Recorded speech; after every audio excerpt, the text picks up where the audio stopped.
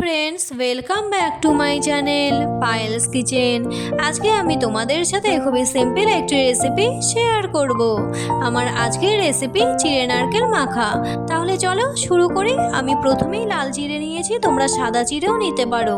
এখন এই চিড়েগুলিকে মিক্সিতে দিয়ে 2-1 সেকেন্ডের জন্য ঘুরিয়ে একটু গুঁড়ো করে নিচ্ছি। তোমরা হামালদিস্তাতেও গুঁড়ো করে নিতে পারো, আর তা না হলে তোমরা কিন্তু এখানে গোটা চিড়ে অথবা আদা ভাঙা চিড়েও ইউজ করতে পারো। চিড়ে গুঁড়ো করে নেওয়া হয়ে গেছে, আর এখানে চিনি গুঁড়ো করে নিয়েছি, আর নিয়েছি নারকেল গুঁড়ো। এখন চিড়ের গুঁড়োর মধ্যে প্রথমে চিনির গুঁড়ো, তারপর নারকেল গুঁড়ো দিয়ে ভালো করে মেখে নিচ্ছি। নারকেল গুঁড়ো বেশি হলে কিন্তু চিড়ে নারকেল মাখাতে কোনো প্রকার জল ইউজ করতে হয় না, আর নারকেল গুঁড়ো কম হলে কিন্তু তোমরা নারকেলের জল অথবা অল্প পরিমাণে নর্মাল জল দিয়েও মেখে নিতে পারো।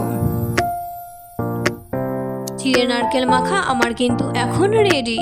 তাহলে বন্ধুরা, আমার আজকের এই রেসিপি তোমাদের কেমন লাগলো অবশ্যই কমেন্ট করে জানিও। ভালো লাগলে এই ভিডিওতে একটি লাইক করে দিও। আজকের মতো এই পর্যন্তই, আবারও আসছি নতুন কোনো রেসিপি নিয়ে। ততক্ষণ পর্যন্ত সবাই সুস্থ থেকো ও ভালো থেকো। টাটা।